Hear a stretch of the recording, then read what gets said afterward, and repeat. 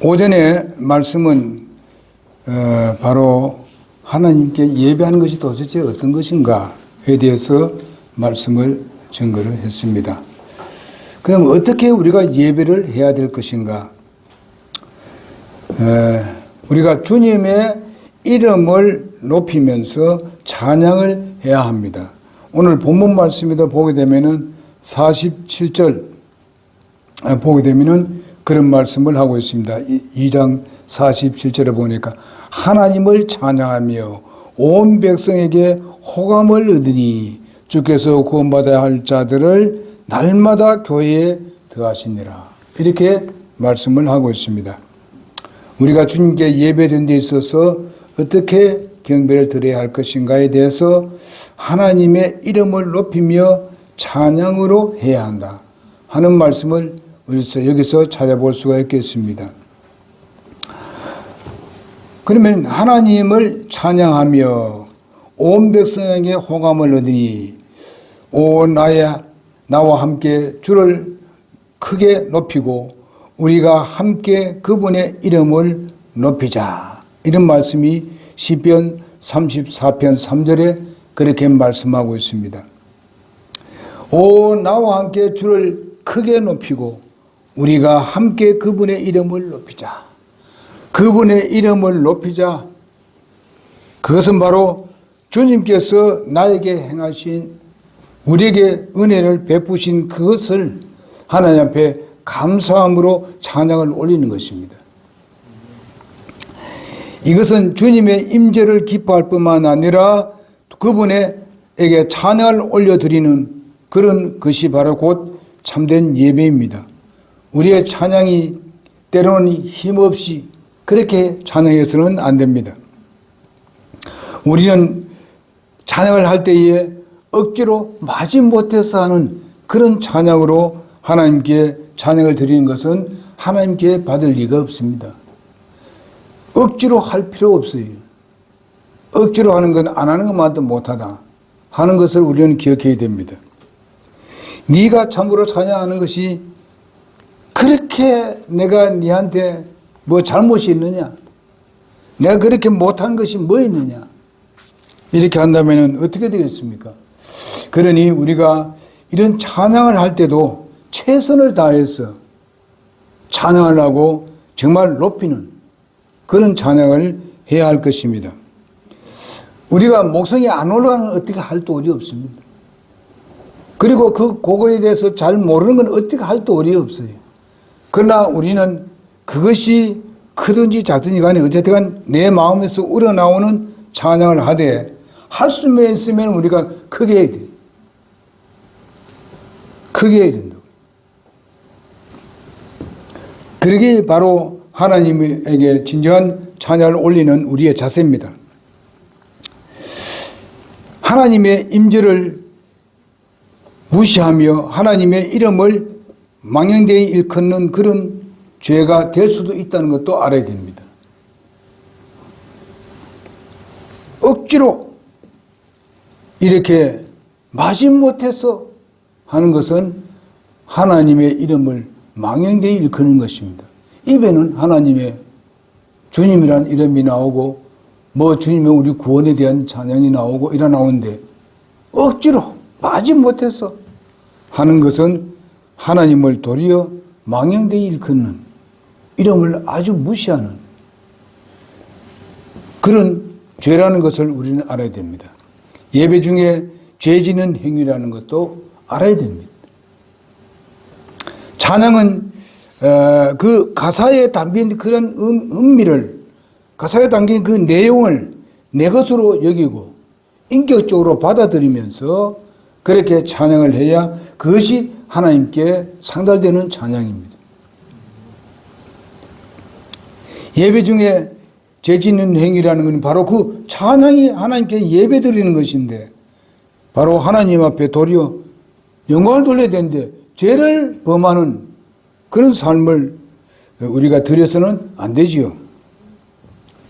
그래서 우리는 하나님께 찬양 올릴 때 기쁘고 힘차게 최선의 방법으로 영광을 돌려야 하는 것입니다. 우리가 에베소서 5장 19절에서 20절에 보게 되면은 시와 찬송가와 영적 노래로 너희 자신에게 말하며 너희 마음속에 주께 노래하고 선율을 만들며 모든 일로 인해 우리 주 예수 그리스도의 이름으로 항상 아버지 하나님께 감사하고라는 말씀이 있습니다. 골로새서 3장 16절에도 그렇게 말씀하고 있습니다. 그리스도의 말씀이 너희 속에 모든 지혜로 풍부하게 거하게 하며 시와 찬송가와 영적 노래로 서로 가르치고 훈계하며 너희 마음속에 있는 은혜로 주께 노래하며 이렇게 말씀하고 있습니다. 그러므로 우리는 하나님 앞에 어떻게 예배해야 되느냐? 우선 찬양으로 예배해야 되는데 정말 기쁘고 힘차게 최선의 방법으로 하나님께 영광을 돌려야 된다. 그 다음에 두 번째 뭔가 하면은 감사하는 마음이 있어야 주님의 임재를 기뻐할 수가 있는 것입니다.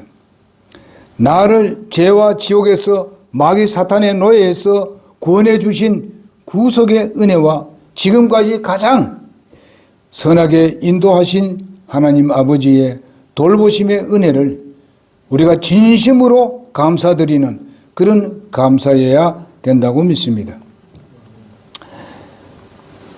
이런 마음으로 예배해야 되는데 데살로니가전서 5장 18절에 보니까 모든 일에 감사하라. 이것이 그리스도 예수님 안에서 너희에게 대한 하나님의 뜻이라고 말씀하고 있습니다. 감사하라는 것입니다. 우리는 어떤 환경 때문에 감사함을 잃을 때가 있습니다. 그러므로 인해서 우리가 실패한 삶들을 우리가 그것만 바라보고 하나님께서 내게 주신 그 은혜에 대해서는 감사할 줄 모르고 내게 이때까지 베푼 그 은혜에 대해서는 감사하는 마음은 없이 도리어 감사가 없는 그런 마음으로 하나님 앞에 나와서는 안 됩니다. 우리는 환경을 보기 이전에 우리는 하나님을 먼저 우러러 봐야 되고 우러러 바라볼 때 그 환경도 우리가 능가할 수 있고 넘어갈 수도 있고 우리를 극복할 수 있는 힘을 주님께서 주시게 됩니다. 왜? 하나님께 감사했기 때문에 그렇습니다. 하나님은 우리가 하나님께 감사할 때 굉장히 기뻐하십니다. 진실된 감사, 거짓 감사 말고요. 이럴 때에 하나님이 그 믿음을 확인하는 것입니다. 믿음이 확실하기 때문에 감사가 나오는 겁니다. 믿음 없이는 우리가 감사가 안 나옵니다. 그래서 하나님께서 그것을 기뻐하십니다. 그럴 때에 하나님께서는요, 우리의 생활을 아주 윤택하게 할 뿐만 아니라 그리고 우리의 생활에 있어 영육적인 강건함을 우리에게 주시는 것입니다. 영육적으로 강건함을 주시게 됩니다. 감사의 영광은 바로 이것을 하나님께서 우리에게 기적을 일으키는 그런 역사를 하시게 되는 겁니다. 우리는 도저히 생각지 못했는데 하나님께서 그것을 이루셨습니다. 그런 것을 우리가 경험하게 될 것입니다.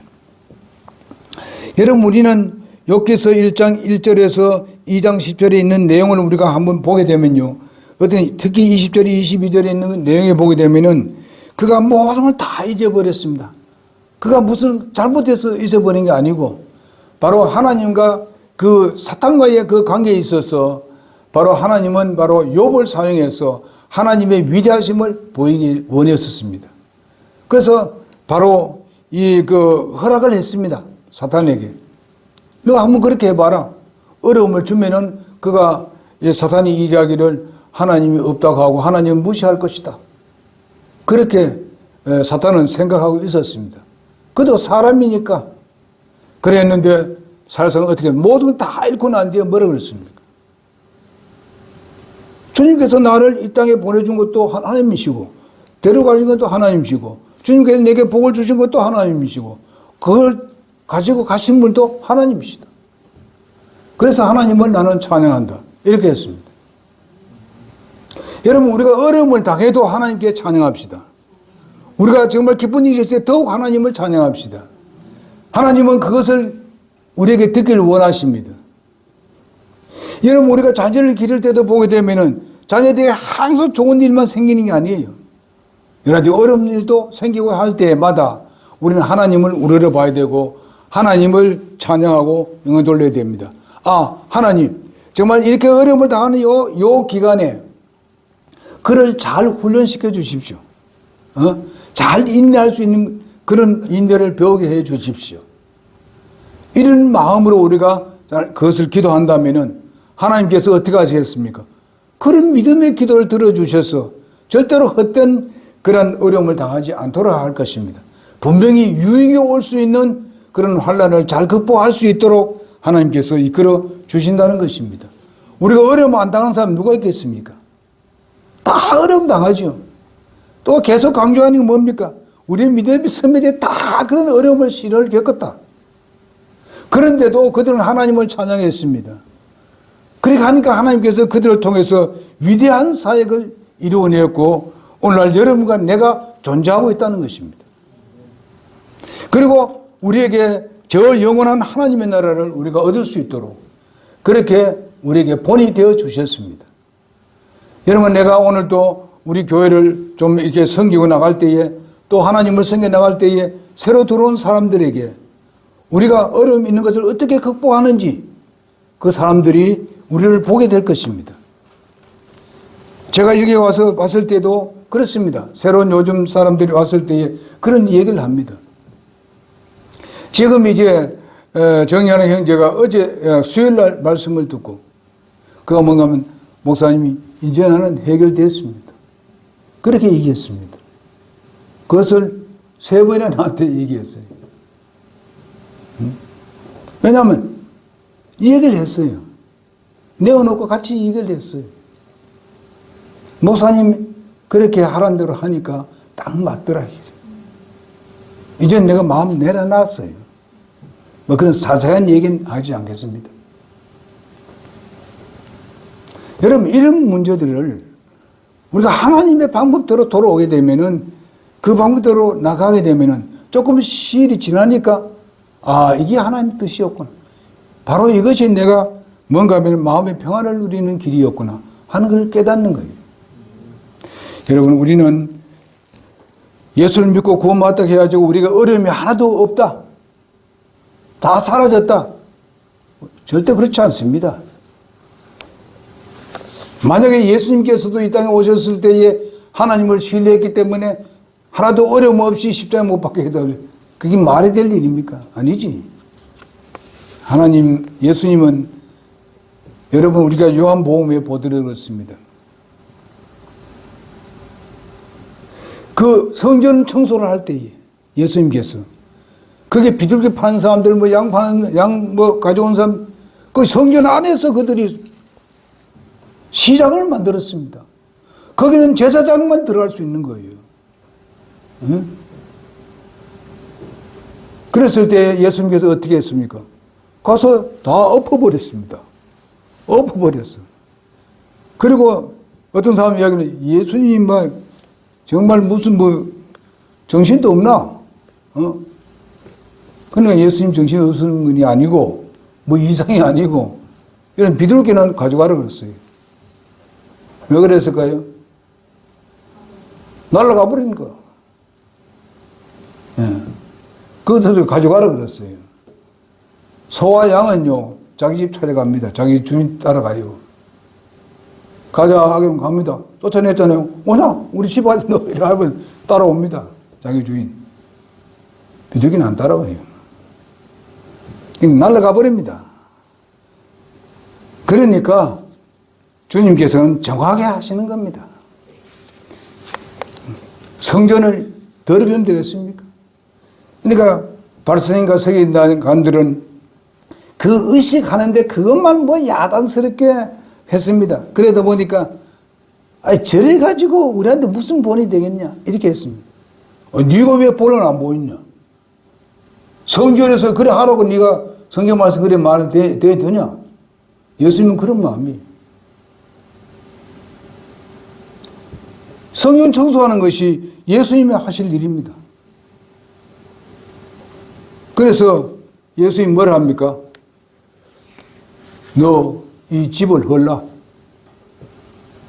성전을 헐라 이게요. 그럼 내가 3일 만에 다 짓겠다. 이러니까 아이고 생각 뭐라면 이 46년 동안 성전을 지었는데 자기가 3일 만에 짓는다고? 말도 안 되는 소리 하지 말아요. 그들은 그래서 생각했습니다.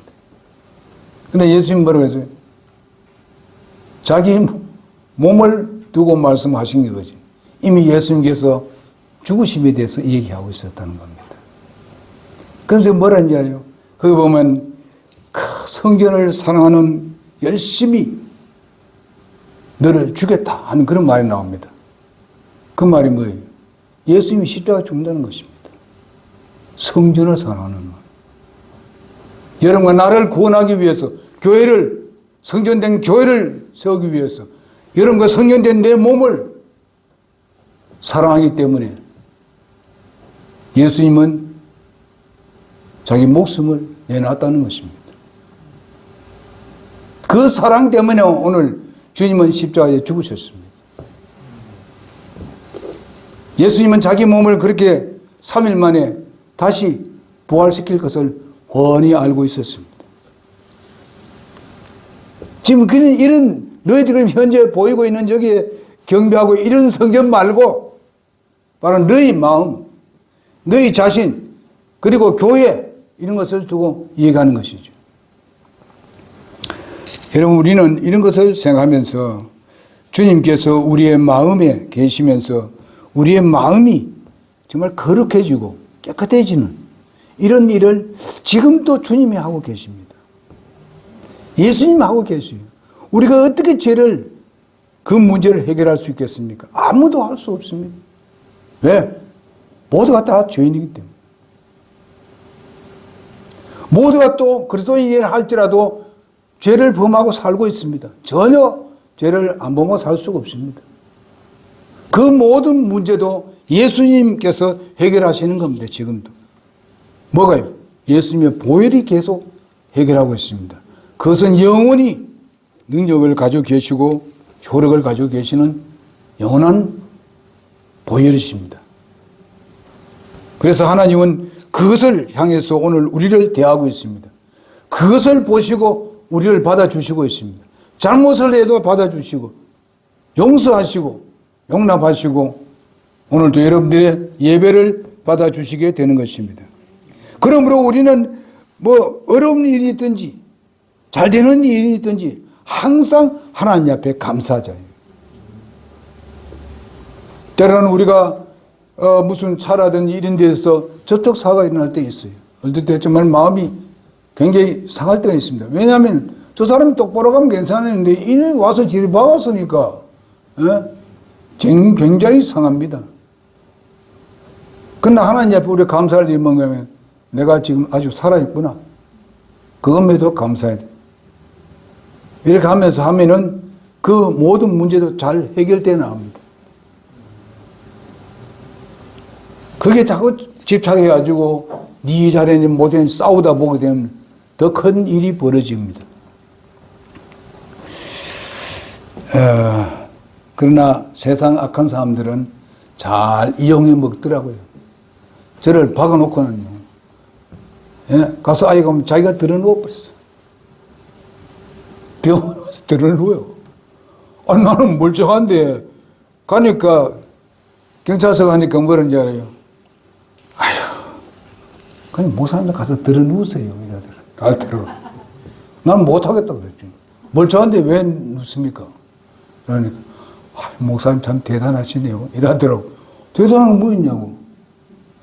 저 사람이 나를 박아놓고 자기가 자기 더 잘했다는데. 그래서 내가 당한 당했습니다. 왜 당했습니까? 그 사람은 4고 나는 6이라. 결과가 그래 나왔어요. 내가 더 잘못했다는 거예요. 그럼 자기 몸이 그렇게 많이 다쳤다는 멀쩡한 사람인데.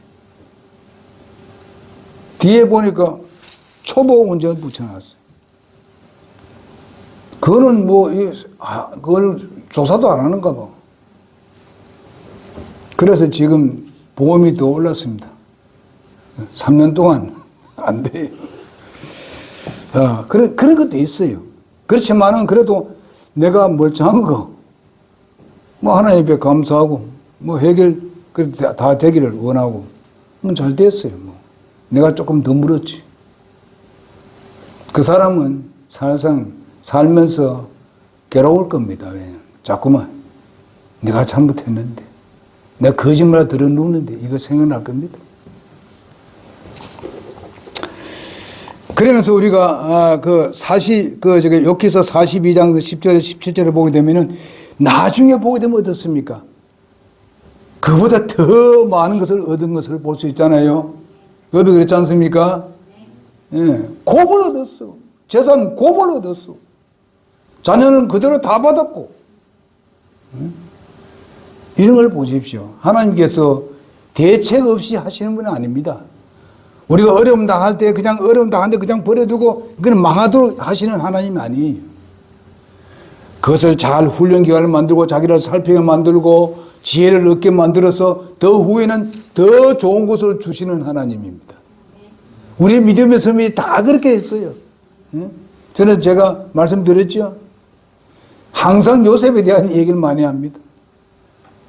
억울한 일을 당했지만은 그 어렵고 힘든 그 수십 년 동안 그것을 훈련시키는 기간이었더라, 하나님께서. 그래서 결국 와서는 자기 나라도 아니고 남의 나라에서 그렇게 등장할 수 있겠나요? 하나님은 딱 준비했어요. 그리고 하나님께서 아브라함에게 약속한 대로 내 씨가 하늘의 별같이 땅에 모래같이 그렇게 되겠다고 하나님 약속했지 않습니까? 그러니 가만 보니까 이게 야곱의 이 자녀들을 보니까 이게 안 되겠어. 저들끼리 치고받고 싸우는데 뭘 그래 되겠어요? 예? 요셉을 얼마나 괴롭히는지 사회가 두들겨주고 말이야, 격려해주고 그래 네 말이 맞아 이렇게 해줘야 될 건데 큰 형들이 말이야 그냥 미워하고 미워. 누가 더 잘 됐어? 요셉이 더 잘 되지. 저들보다 고비나 받았지. 하나님이 그래 준비하고 계신다고요. 하나님 뜻대로 살면요 절대로 손해 안 됩니다. 우선의 복에는 우리가 손에 들어같이 여기지만 절대 그렇지 않습니다. 결과는 풍성한 걸 여러분들에게 채워 주실 것입니다. 아멘입니까? 예. 오늘은 여기 한 가지만 더 하고 마치겠습니다. 우리가 올바른 태도로 말씀을 받아야 주님의 임재를 기뻐할 수 있습니다. 올바른 태도로 말씀을 기쁨으로 받았다 그랬습니다. 우리가 그 41절에 보면 기쁨으로 받았다 그랬어요. 간절한 사모하는 마음이 그에게 있었다는 것입니다. 기쁨으로 받았다는 것은 말씀을 오늘도 마처럼 말씀하냐 오늘도 옛날에 듣던 말씀인데 여러분 하나님의 말씀은요 옛날에 수천 년 그대로 내려왔어요. 뭐 새롭게 무슨 변화돼 가지고 뭐 거기다 뒤집어 씌우고 이런 거 하나도 없습니다. 그 말씀은 그 시대마다 다 맞아요. 그리고 새로워요. 들을 때마다 우리의 마음에 성령님이 계시기 때문에 그런 말씀을 느껴진다고요. 들은 말씀인데 오늘도 새롭게 느껴진다는 겁니다. 여겨진다는 거예요. 그렇기 때문에 이 하나님 말씀 살아있는 말씀이에요. 한번 듣고 뭐 그거 다 취업을 그게 아니에요. 살아있는 말씀이기 때문에 들으면 들을수록 날마다 새로운 것이 하나님 말씀입니다. 그러니까 하나님 말씀을 증거할 때에 그 누구가 말씀을 증거하든지 하나님의 말씀으로 받으면 그래 되는 거예요. 사람의 말로 받으면은 사람은 자꾸만 변화를 가져옵니다. 변화 무쌍한 게 사람입니다. 하나님 말씀은 전혀 변함이 없습니다. 어제나 오늘이나 영원토록 동일하신 말씀이고 하나님도 영원하신 하나님만 예수님도 영원하신 분이고 여러분 성령님도 영원하신 분입니다. 그분이 우리 마음의 중심에 딱 자리 잡고 있습니다. 계시는데 우리는 그분을 의식하면서 살아가는 이런 건 내가 되길 바랍니다. 우리는 하나님 말씀 받을 때 겸손한 마음으로 받아야 됩니다. 사무엘상 3장 10절에 보게 되면 겸손하게 받으라고 했습니다. 그리고 누가복음 18장 15절에 보게 되면은 착하고 좋은 마음으로 받으라고 했습니다. 착하고 좋은 마음으로. 말씀을 들을 때 뭐 어떤 하나님 말씀이 누구에도 말씀 들었을 때 어떤 사람의 특별하게 내 마음에 찔림이 있습니다. 아멘입니까? 찔림이 있을 때 감사해야 돼요. 하나님이 말씀하시는 거예요. 그리고 우리가 뭔가 하면요, 아멘으로 우리가 이걸 하다 배야 됩니다. 아멘으로 하다 배야 돼요. 우리가 그냥 보다 어떤 사람들은 그 아멘에 대해서 그냥 버릇이 돼가지고 말을 아멘 안 하는 사람들 많습니다. 뭐 그게 뭐 잘한 것이 아닙니다. 아멘을 하다 배야 돼요. 내 마음에 그 말씀이 정확한 하나님 말씀이라면 아멘으로 해야 되는 거예요. 응? 그러니 우리 하나님 말씀 느헤미야 누가 한번 크게 한번 읽어봅시다. 느헤미야 8장 6절.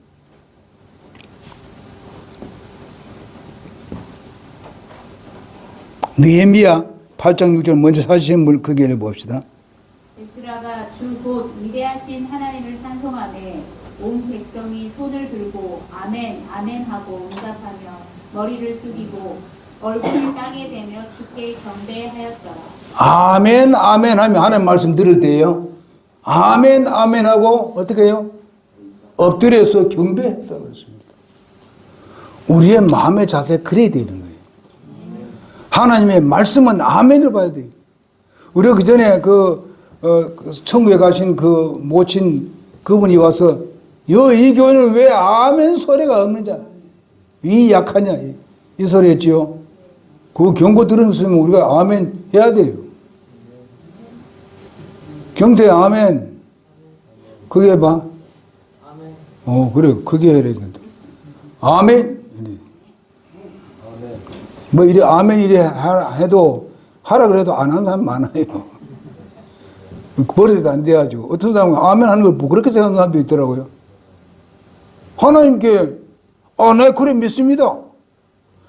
나도 그렇게 되길 원합니다. 내가 잘못했습니다. 이런 뜻 아니에요. 하나님이 얼마나 기뻐하시겠어. 그 소리 듣고. 하나님은 기가 먹지 않았습니다. 예? 그래도 하나님은 듣기를 좋아해요. 알겠습니까? 아멘 듣기를 원하신다고 하나님. 기도하고 난 뒤에도 어떤 사람 아멘 안 하는 사람이 있더라고. 기도를 마쳤는데도, 공적 기도했는데도 이런 사람이 있어요. 그렇지 않으면 안 돼. 또 어떤 사람들은 어떤 감정 섞인 사람한테서 대표 기도하게 되면 아멘 안 하는 사람도 있더라니까. 이래가지고 무슨 하나님을 믿는다고 예배를 한다 그래. 말이 안 되지요. 어디다 감정을 거다 자기 감정 섞고 씁니까? 예배에다가. 응? 그래서 참된 기도를 할 때에 거기에 진정한 기쁨이 회복이 됩니다. 오늘 본문 말씀 2장 42절 43절에 보게 되면 그런 말씀하고 있습니다. 예배에 있어서 기도는요 대단히 중요합니다. 하나님 앞에서 모든 성도들의 마음이 하나 되어져서 대표로 때로는 개인적으로 하나님과 대화를 하는 일이기 때문에 굉장히 중요한 겁니다. 이걸 그냥 뭐 사람에게 기도하는 것이 생각하게 되면 아주 가볍게 됩니다. 때로는 기도할 때 무슨 좋은 말을 많이 해야 되는 게 아니에요. 내 마음에 순수한 마음대로 그냥 하면 된다고요. 하나님과 내 사이만 생각하고 사람을 의식하지 말아요. 예? 사람을 의식하게 되면 실수도 많고 실수함으로 인해서 실망이 돼요. 어떨 때는요. 제가 한번 기도는 아닙니다만은 설교를 잘못할 때 있어가지고 그것이 자꾸 내려올랐어요. 젊었을 때. 그러니까 이거 도저히 내가 왜 그랬을까? 그래서 맨날 그것만 생각이 있었어요. 하나님 뭐라는지 알아요? 네가 내 말씀 가지고 했는데 네가 실수하는 건 니 왜 그 실수 때문에 그렇게 얘기하느냐? 니 나한테 얘기 안 했나, 실수했다고. 그것이 내 마음에 딱 우러나는 거예요. 생각이. 참, 그렇지. 아니요. 그제서만 싹 사라져 버렸어요. 다시 하면 되냐냐? 이거지. 기회가 없나? 이거거든. 근데 많은 사람들이 보면요. 교회에서도 뭐 좀 실수할 때에 그 실수를 계속 실수하는 사람으로 여기는 사람들이 많더라고. 이게 안 돼요. 그러면 그 사람을 쓸 수 없어요. 목사도 마찬가지입니다. 그 사람 한 번 실수하면요. 저 사람 안 돼. 이렇게 하면 안 돼요, 목사가. 우리 교회 지도자들도 마찬가지 그래야 됩니다. 실수했더라도 또 다시 도전할 수 있도록 기회를 줘야 된다고요. 여기 세워야 된다고요. 그만 목사들 보면 한번 해봐. 아예 안 세워. 안 되죠. 어떤 분은 그렇습니다. 서로 다투어가지고 막 싸우면서는 안 돼. 여기 세우려니까 그거 아직까지 해결 안 됐으면 못 세워요. 무슨 아시죠? 왜냐하면 그 문제를 해결 안 되는데 왜 공적 일을 세우겠습니까? 그래서 여러분 그걸 오해하면 안 됩니다. 그 저는 왜 세워두면 왜 안 세웁니까? 난 생각이 있어요. 하나님 뜻을 나는 쫓는 거예요. 사람 뜻을 쫓는 게 아닙니다. 이해해야 됩니다. 그래서 이런 부분들을 우리가 생각해 볼 때 기도하는 것 굉장히 중요합니다. 이번에는 우리가 뭔가 교회에 세운 목적에 대해서 지금 하고 있는데 그 목적에 있어서 예배가 가장 우선적입니다. 이것이 잘 돼야 뒤에 것도 잘 되는 거예요.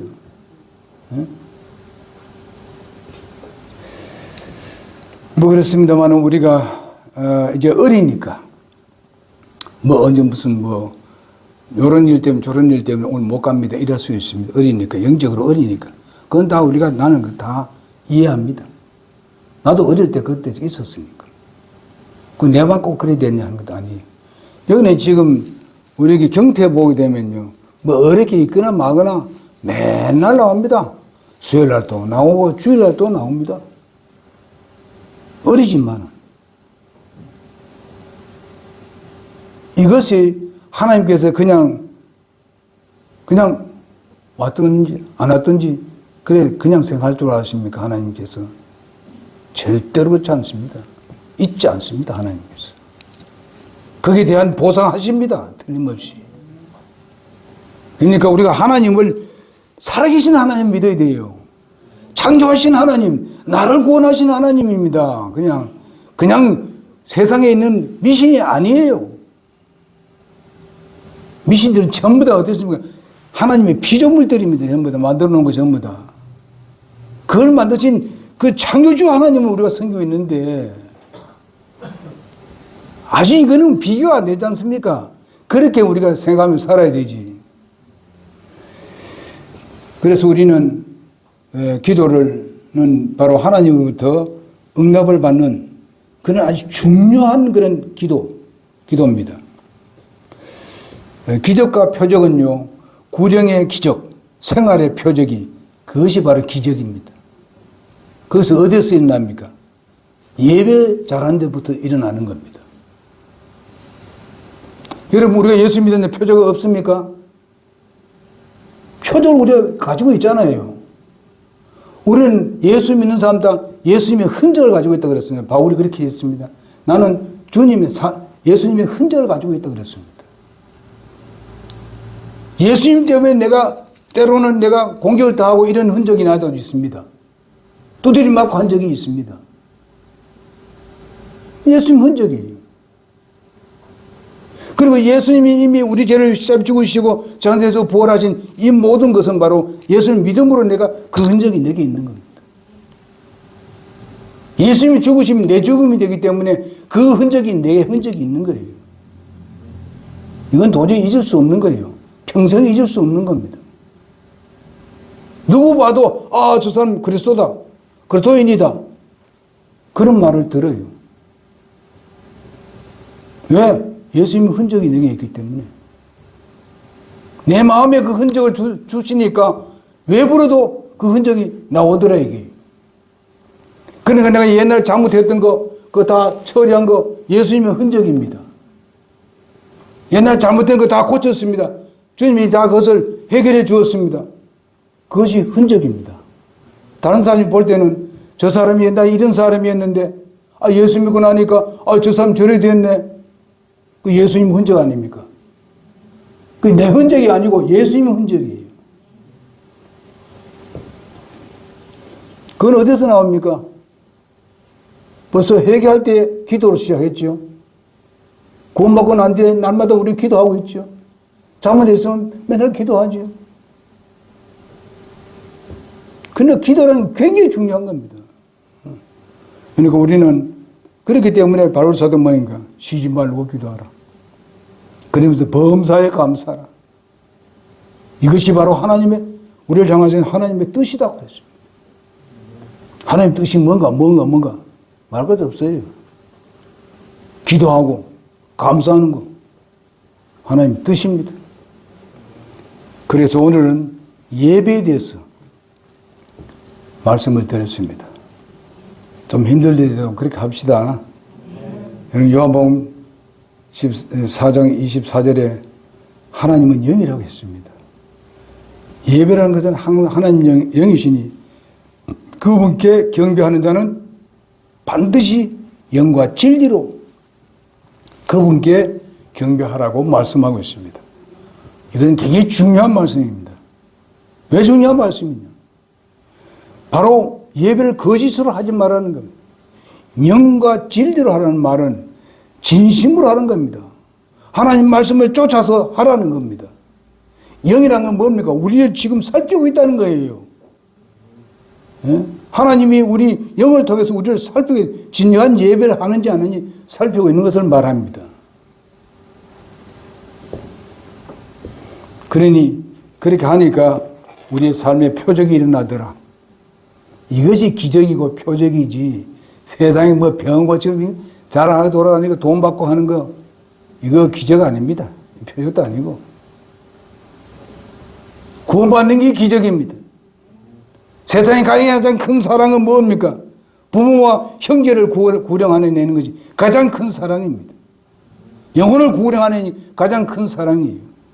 예? 사랑 그랬지만 이건 아무도 아니에요. 세상 것은. 기도합시다. 기도하겠습니다.